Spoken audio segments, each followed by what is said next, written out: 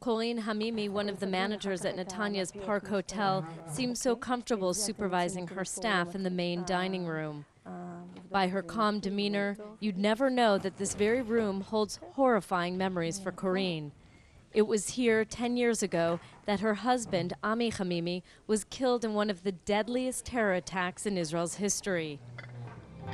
On March 27, 2002, a suicide bomber from Hamas blew himself up in the dining room just as 250 guests were sitting down for the Passover Seder. The Palestinian suicide bomber was able to get past security and into the hotel lobby here because he looked like a woman. He was wearing a dress, makeup, a blonde wig. People might have thought he was just another guest at the Passover Seder.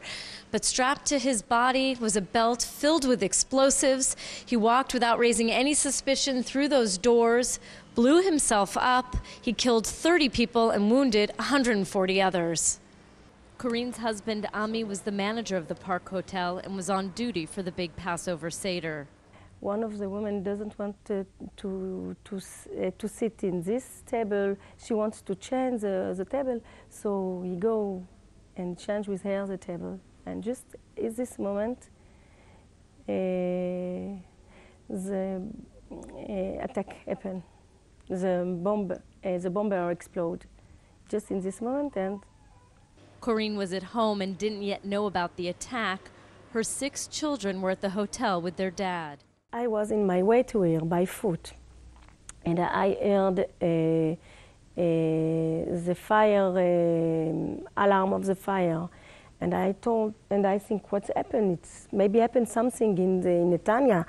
And just when I come here in front of the hotel, I saw the ambulance, I saw the died people on the floor, because the ambulance are taking first the wounded people, but not the very, very wounded and not the dead. First the wounded people that they can save them, so they take them before. And there was dead people on the floor. And Ami, my husband, was not in the ambulance. Ami was not in the lobby area either. In a panic, Corinne searched and found all of her children. Her youngest, 7-year-old Netanya, was the last to turn up. And after a few minutes, a little girl come with Netanya in his hand, because he was wounded in the knee. He can't walk. Sorry. So she take him in his hand, and Netanya say, "We have to pray all the time, because you see what's happened." טוב, תעצור עכשיו, לא מצלמת יותר. Yeah. Corinne was unable to tell me about how she found her husband, Ami, that day, the man she fell in love with at the age of 16. Ami's body was later found in the dining hall. Small steel balls unleashed from the terrorist bomb had penetrated his brain, and he died 2 days later. In the beginning, I can't. It was impossible to explain you what I feel. I was so weak, and I don't want to live. I want to dead, just like this. Across town, Dalia Falistian Karim tells me she also went through depression after the suicide bombing at the Park Hotel. Her mother, Devorah, and her father, Michael, died in the attack. 1 year, the first years, I didn't eat. I can't to start to go work, and I can't to talk with anybody, you know? And all this time only for this, because I didn't believe what's happened. Dalia was supposed to join her parents for the Seder that night at the Park Hotel, but at around 7 p.m., about 30 minutes before the terrorist attack, she called to tell them her new fiancé wanted the couple to dine with his parents. This is the last one. I talk with my father. This is this last week I hear divorce and my father and my mother.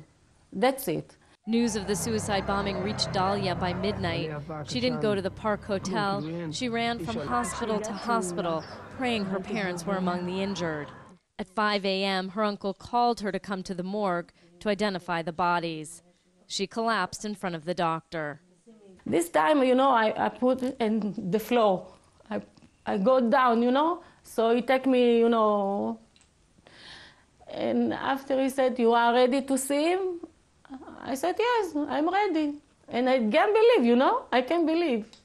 And he's open a window like this, and I see all just the face and nothing else. Those last images of her parents still haunt her, Dalia says. She tries to replace them with photos of the good times. She celebrates the couple from Iran who were pillars in Netanya's Persian community, who generously helped those in need. My parents is very good people. Is a special people. All the people come to my flat. If it's a problem, women come to see my mother. If it's a problem, come to see my father. Coping with the loss of her parents has been extremely difficult for Dalia. Prayer, she says, gives her strength, but still there are days like today when the pain and anger rush back. I shout and I cry and I said for him everything, and I said, "Where are you? Where are you? Why you leave me alone? Why you leave me alone?" I know his parents is going to die. This is the life, yes, but not like this. Dalia never got married. Her fiancé tragically died of a heart attack the year after her parents passed away. A long estranged sister provided little help as she struggled to overcome a second loss and new financial problems. But Dalia finally found strength and support in a new organization that helps victims of terror. I've been only with my one family. This is my family. One family is my family. Why is my family? Because he called me, he asked me, he take care of me, he's helped me where I need the money, if I need something else, everything. That's the kind of personal relationship with the victim of terror that Mark Belsberg and his wife Chantal set out to develop when they started their nonprofit, One Family, back in 2001. As the wave of terrorist attacks grew during the Second Palestinian Intifada, or uprising, the Belsbergs realized Israeli victims needed more personal, tailor-made and long-term care than what the government could provide.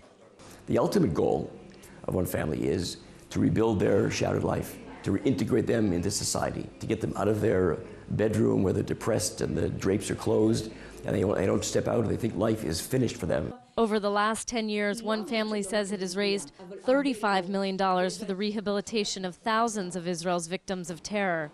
They've covered the cost of medical care, mental health treatment, vocational training, legal fees, living stipends, and children's camps. One Family's social worker, Batya Weinberg, here in the pink, treats Dalia. She calls and visits her regularly and even helped her get a job in a clothing boutique. One day when I came to Netanya, and I have to start find another work. And to One Family, she's taken care of me, is Batya, and she's moved with me all the Netanya, the street in Netanya, to help me to find work. Okay. One Family are doing a lot of things for the children. They are doing camps in the summer camp in Hanukkah and in Pesach, and they are doing all other activities during the years with the children. It's very good. All of my children goes to this camp. Corinne says the camps, designed by One Family's founders to be a kind of healing and therapeutic retreat, have given her kids an important place to talk about their pain. All the children that have the same problem, they don't explain this with their friend at school.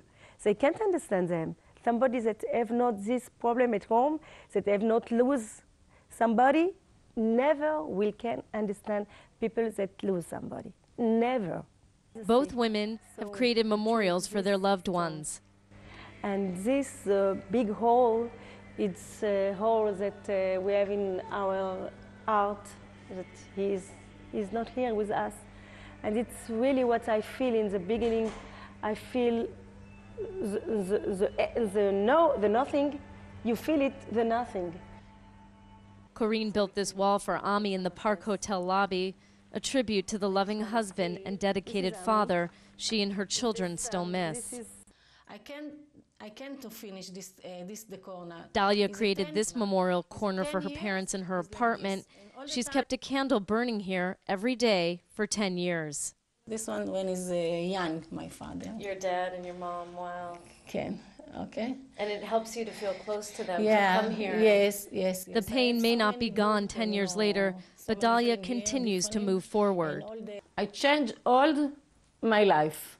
I move and I start again my life. Back in Netanya, she's made new friends and become part of her parents' old community, where she feels a duty to perpetuate their memory. Your life don't finish. You go again and you start again and to be strong, because your parent is upstairs, at Gan Eden, but he take care of you. Corinne made it her duty to keep the Park Hotel open even after the devastating suicide bomber attack. In the center of Israel, we have to live, we have to fight. It is a new situation.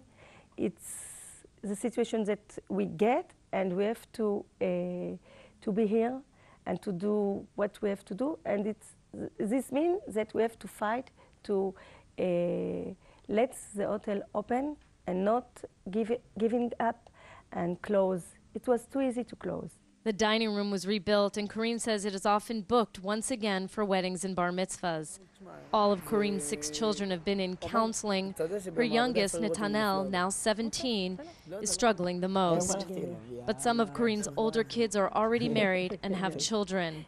Corinne has also turned a new page. She got remarried a few years ago, but she often still dreams of Ami. I think he was very proud of us, that we continue to live normally, plus minus, and that the children are happy. Plus or minus is perhaps the best way to put it. These 2 courageous women have forged new lives on the heels of great loss. Jordana Miller, JN1, Netanya.